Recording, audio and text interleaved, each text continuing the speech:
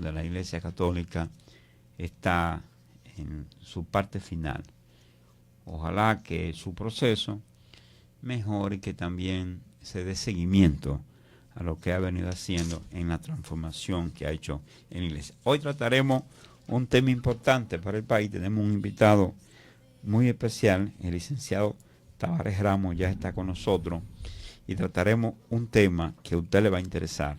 ¿Qué está pasando con el acuerdo que está tratando de hacer Estados Unidos con Rusia para buscar la paz en Ucrania o el fin de la guerra?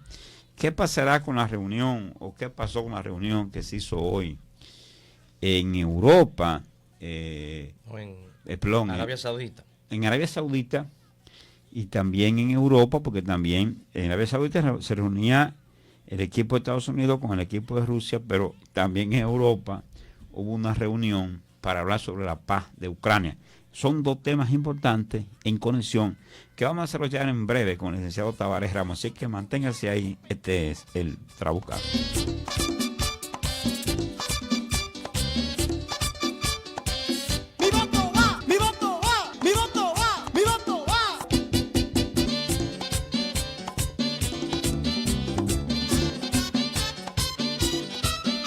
Aquí estamos de vuelta. Damos la buena noche al licenciado Tavares Ramos. Buenas noches, licenciado.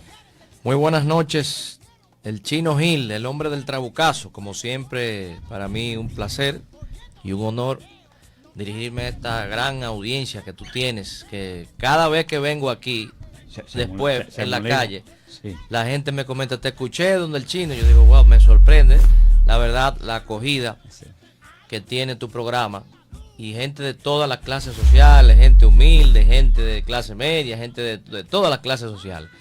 Así que por eso, además de que eres mi amigo, siempre recibe una repercusión nuestra participación aquí. Muchas gracias, muchas gracias. Licenciado, yo introduje rápidamente el tema, sí, pero son las dos partes que hoy se están más discutiendo a nivel global. ¿Con cuál empezamos? ¿Con la reunión de los países europeos que convocó Emmanuel Macron en Francia o directamente con la reunión en Arabia Saudita entre Estados Unidos y Rusia? Mira, en orden de prioridad, sí, tenemos forzosamente que empezar con la reunión que se escenificó en Arabia Saudita, porque ahí estaban los países más importantes en lo que devendría en una solución para esa crisis de Ucrania. ¿Por qué? Porque Estados Unidos ha sido el principal sostenedor de Ucrania y del complejo militar industrial que ha utilizado esta guerra de Ucrania para lucrarse económicamente. Exacto. Y en las antípodas está Rusia, que es, si se quiere, el país que ha cometido una agresión, una guerra preventiva para evitar que la OTAN se siga acercando a sus puertas. Inevitablemente tenemos que ir un poquito al pasado para recordar algo que lo habíamos dicho aquí en este programa. Sí, lo habíamos tratado. Porque ya habíamos manejado este tema. Cuando se están haciendo las negociaciones en los años 90, 91, por ahí, para que la Unión Soviética o Rusia desocupe la parte oriental de Alemania, Alemania Oriental, que estaba dividida por el famoso muro de Berlín, se hicieron unos compromisos de que Rusia se retirara, pero que la OTAN no iba a expandirse un centímetro de tierra hacia el este. Porque obviamente la OTAN nace como un antagonismo con el Pacto de Varsovia, exacto, que era encabezado por la Unión Soviética y los países que le eran afines. Stalin gobernaba entonces a Rusia. Rusia llevaba un proceso expansivo hacia los países europeos, estaba expandiendo la URSS, Unión de Repúblicas Socialistas Soviéticas, y en 1949 se forma la OTAN para hacer un contrapeso con correcto, Rusia, lo que da inicio a la Guerra Fría. Correcto. Exacto. Entonces, En ese momento el secretario Baker, que era el secretario de los Estados Unidos de Norteamérica, el presidente era George Bush padre, le da garantías a los representantes de la Unión Soviética y Rusia de que nunca la OTAN se iba a expandir hacia el este, porque él decía que ya como no iba a existir el muro de Berlín, ya no tenía sentido que existiera esa expansión. Pero ocurrió totalmente lo contrario. La OTAN se fue expandiendo hacia incluso muchos de los países que antes pertenecían a la Unión Soviética, y se ha continuado expandiendo, ingresando en el caso de Finlandia en los últimos tiempos, y Suecia también. Pero recuerde que tanto Suecia como Suiza, Suecia y Finlandia habían pedido pertenecer a la OTAN. No es que la OTAN me lo conquista, es que ellos han pedido ir que lo permitan entrar a la OTAN, que es el mismo caso que pasa con Ucrania, que ha pedido reiterativamente. Sí, pero es que lo que te había dicho en el anterior programa, todos los países tienen lo que se llama las líneas rojas. Entonces, cuando ya tú eres una potencia nuclear, para que se puedan manejar los contrapesos en la geopolítica, esas líneas rojas deben ser respetadas. ¿Qué fue lo que ocurrió en la famosa crisis de los misiles? Exacto. Cuba había pedido que le instalaran los misiles como un país soberano. Y recuérdate que Kennedy hizo un bloqueo y dijo, si no me quitan esos misiles de aquí, voy a rodear Cuba y voy a hacer un embargo marino, es decir, con barcos, con buques de guerra, para evitar que eso se siguiera materializando. Y entonces ahí es que se llega a la negociación Nikita Khrushchev en la cual y John F. Kennedy. Y John F. Kennedy, ahí que se llega a la negociación de que entonces la Unión Soviética... La crisis de los misiles. La crisis de los misiles en 1962. Exacto. Ahí es que se llega a la negociación en la cual los Estados Unidos se comprometen a retirar unos misiles Júpiter que tenían en Turquía, porque la Unión Soviética dijo, no, si yo no puedo instalarte enfrente de tu país, tú tienes que quitarme lo que ya tú tienes instalado. Entonces, esa fue la negociación que se hizo, y en ese momento, Fidel Castro, que era el país receptor de esos misiles, no fue consultado. Y algo parecido a lo que está pasando ahora también, lo mismo.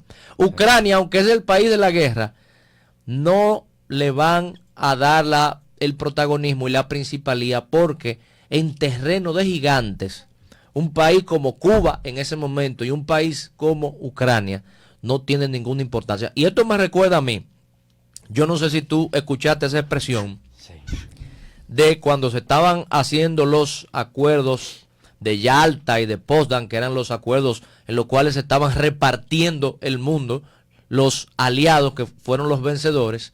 En un momento dado, alguien dice, pero ¿qué le vamos a dar al Vaticano? Porque el Vaticano es importante. Y bueno, y yo soy católico, pero Stalin responde, dime cuántos tanques y cuántas divisiones militares y regimientos tiene el Vaticano. No, pues entonces aquí nosotros vamos a decidir lo que tenemos el poder. Y eso es lo que está aconteciendo precisamente en Arabia Saudita. Van a decidir lo que tienen el sartén por el mango, que en este caso es Estados Unidos y Rusia. Los demás países, yo diría que habrá un manejo, ¿verdad?, por elegancia, de informarle, no consultarle, informarle, pero al final esa es una crisis que va a ser definida por los dos grandes titanes, Rusia y los Estados Unidos. Aquí quiero entrar con usted en esta parte.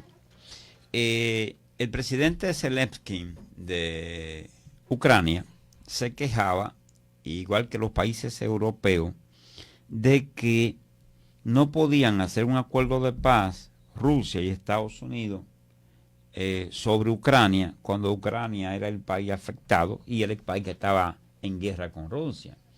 Entonces, los países europeos precisamente convocaron ayer a Francia, Emmanuel Macron, precisamente para discutir el tema, porque ellos no le habían sentido, como tampoco se lo vio Ucrania, que Trump convocara una reunión a Rusia en Arabia Saudí, cuando el afectado realmente es Ucrania.